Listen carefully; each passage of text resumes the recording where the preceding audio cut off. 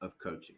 Sure. And let me just be clear. I'm the head coach at Wrestling Prep, but I'm one of the wrestling coaches at AKA. So I do chief corner for AKA on the fighters that I work with, but I want to be very careful because we all at AKA are there under the guidance of Javier Mendez, and I would never want to be the slightest bit, misrepresenting that.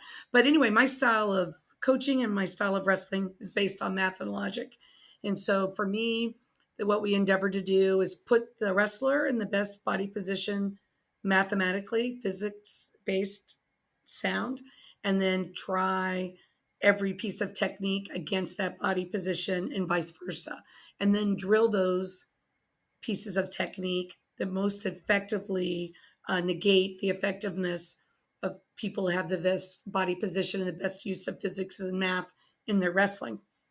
So sort of a consumer reports test how they do for cars, let's hit the wall at 80 miles an hour and see if the airbags come up. We're sort of the same way. Let's get in this body position and let's get these nationally ranked kids or these NCAA All-Americans in this room and let's bang, bang, bang and see what evolves Right. and what it reveals. And then let's drill those things that consistently are the most effective against the very best body types, as opposed to trying to drag along pieces of technique that maybe haven't evolved organically into what wrestling is currently, because it is an organic sport. Combat sports is organic. It's always changing. That's very true. And I have to say, I'm curious. How did you how did you first see that? How did you first see that? Some of the techniques that we're using in wrestling today, they're not necessarily evolving in an effective way. Yeah, that's a pretty good question. So initially, my youngest child wanted to be in a club team at 6 years old. I took him over to Stanford. At that time, they had evolved with a new head coach. They had a new club program. The club coach was really outstanding, and he let me participate. Mostly, I helped with the parents and other things. But over time, I would begin to watch the wrestlers. I would watch him coach, and he was an Olympic training center athlete. And I would watch great wrestlers like Jason Welch, three-time NCAA All-American, four-time California finalist, three-time California champ, Hodge Trophy winner, junior Hodge Trophy winner. And I would say to Jason, "Hey, Jason, why aren't you doing it the way the coach is?" And he'd say, "Well, I am." But in my memory, could see that he wasn't.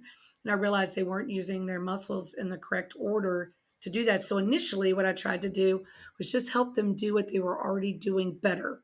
So if the coach contracted certain muscles, it had certain, like a 90-degree angle here, or 180-degree angle there.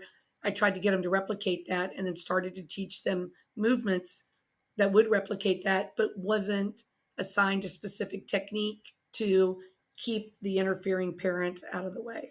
That's the Okay. truth. And so then over time of doing that, and then I started to travel.